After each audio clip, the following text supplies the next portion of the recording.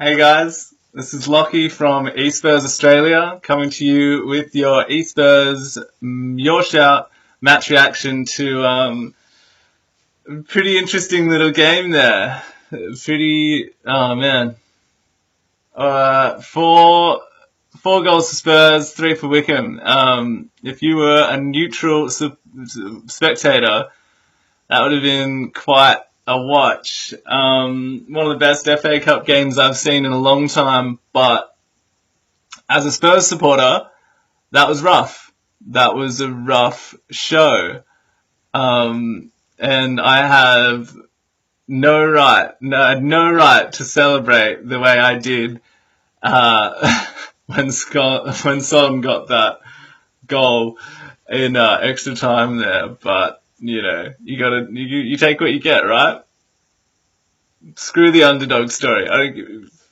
Screw them. Alright, let's go through the game. Obviously the first half was quite poor from Spurs. I alluded to, in my preview video, I thought that up against Villa, our forward players didn't really create enough. They didn't show their worth. A couple of these players are international level players like Son and Sissoko, and they just didn't really do enough. Didn't create enough. And against Wycombe today, they were creating more, but not being clinical enough. There was, in that final third, that final ball or that finish was really lacking from both Son and Sissoko. Nkudu looked good in bursts, but not enough. He didn't do enough. He looked quite strong, which I was surprised. He held back defenders quite well, but his decision making and his final product was lacking. Sissoko, about half the things he did were alright, and the other half it looked like he'd never played football before. Like some guy that was walking past and they're like, "You look alright, get on here."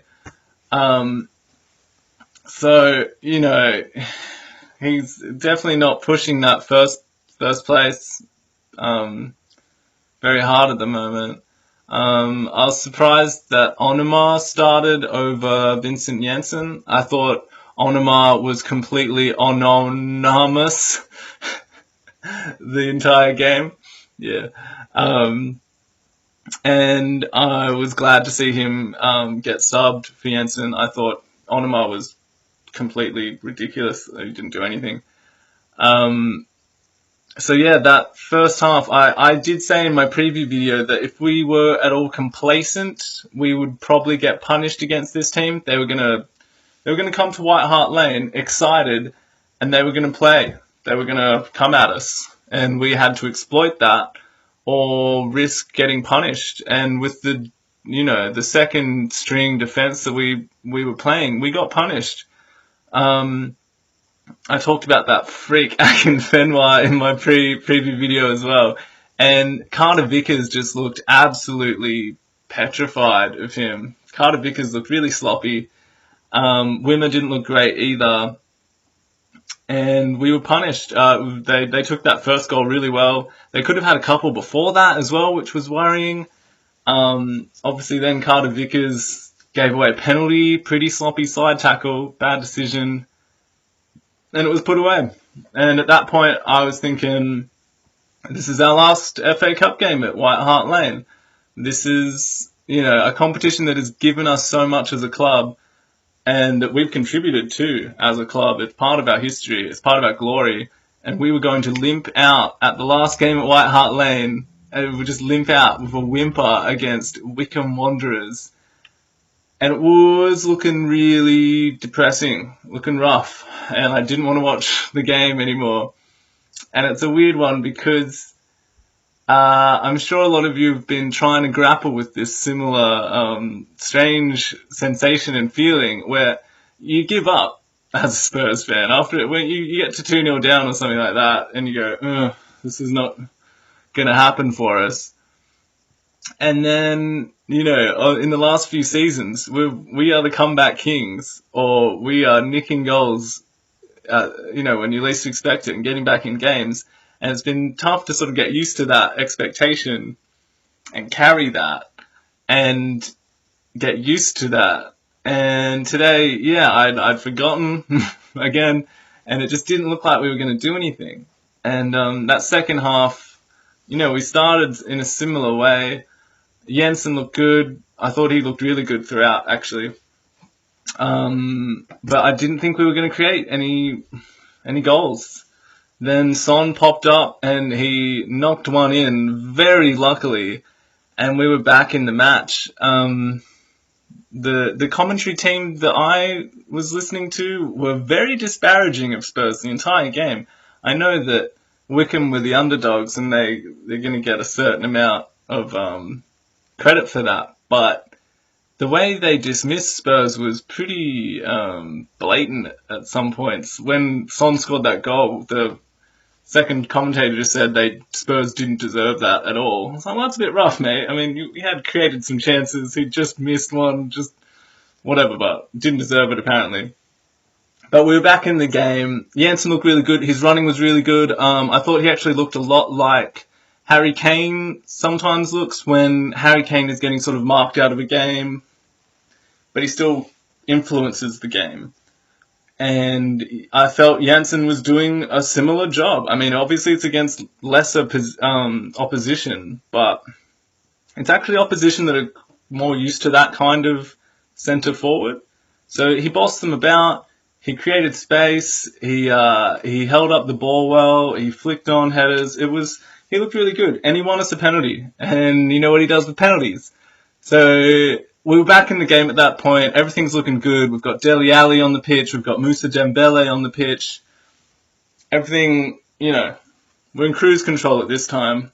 When Trippier it was an innocuous looking on the replay. It didn't look like much. I mean, obviously he's caught a knee, but you'd think it was one of the ones that a player can usually just run off.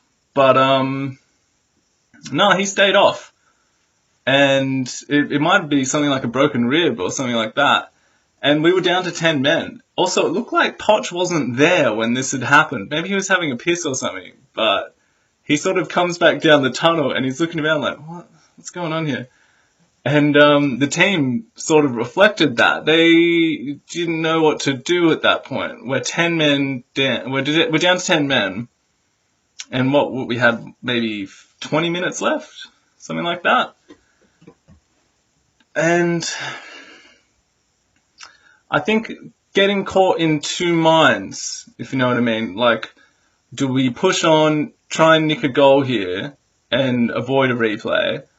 Or do we sit back, try and nick a goal with, like, sitting back, maybe counter-attacking and getting a goal? Or do we just sit back and just sort of go, yeah, we'll take the replay? And I think there was some confusion there. And going forward, lacked a bit of composure at the back. Obviously, we're missing a vital player, a vital speedy player on that right flank. And Dyer gets done. The guy crosses in a great ball, and we're down again. Wimmer, I felt, should have done a bit more to challenge the striker that made the header, but whatever. So at that point, it's back to the depression session. And again, I'm thinking there's no way out of this one. We're out. Rough. This sucks. But when you've got players like Dele Alli, I mean, I hesitate to make the comparison, but I don't want to jinx it. But remember when Gareth Bale would just sort of make something out of nothing and score quite important goals sometimes? That's exactly what Dele Alli did here. Like, the goalkeeper's made a poor clearance, the ball gets to Alli. He's got like 3 players around him, but he jinks to the side and he just expertly and calmly and coolly slots that ball, and we're 3-3 again. We're back in it, and it was ridiculous, and I was so stoked. And I didn't know what to hope for after that. It's like, all right, now we're back in, and now it's a draw, and I would take that, and I'm happy. And then there was 6 minutes of extra time because of Trippier's injury, and we looked good. We looked confident. They looked really tired. They looked like rugby players for much of the later half. It was pretty gross at times. They really should have had, was it 09? 09? I hate you, 09. You suck. You should have got a red card. That was just the blatant shirt pulling and tripping, and it was very cynical. And again, not being berated nearly enough by the commentary team I had, but regardless of that, I mean, you understand why they were doing this, but still, it was pretty crappy to watch, especially when you want your team to be able to go forward. But regardless of that, you know, we got there in the end. And just before Son's goal, Janssen had that brilliant chance, and the keeper's just got a big hand to it. And I just thought that would have been so great for him at that time to really be able to ingratiate himself to the crowd with that winner, and in the fashion it was, would have been amazing. Unfortunately, that wasn't to be, but he was heavily involved in creating the winner. A lot like against Middlesbrough, where he sort of held up the ball and waited for the run and sort of created that space there. And he made it happen, and he gave it to Son, and Son basically missed and kicked it into a defender instead, who finished it for him. And I went ecstatic. It was, like I said at the start, I had no right to celebrate as much as I did against that second-tier squad, but that's what I did. Screw the underdog. We are going on. And it could have been worse. It could have been so much worse. And there's a lot to sort of glean from this game, whether we are lacking physically or mentally against with our sort of second-tier players. They didn't really bathe. You know, they didn't really bring enough again. So I'm sure a lot's going to be made of that. My man of the match is going to be Vincent Janssen, because I thought he was really good out there, and he needs some more support than he's getting at the moment, which I think is rough. Now, this video is getting pretty long here, so I'm gonna wrap it up now. I would like to say, get well to Ryan Mason. He's always going to be one of us, and yeah, I wish him all the best. You can make sure you keep looking out for more of these videos. They're coming out. If you want to make one, just pop a little video together and email it down to this address here, and get involved in the chats. Now, again, I'm Locky from e-Spurs Australia. I'm on Twitter if you want to follow me there. And apart from all that, I don't know, I got the rest of the day to do now. It was quite a morning. Have a good one, guys. And as always, come on, you Spurs.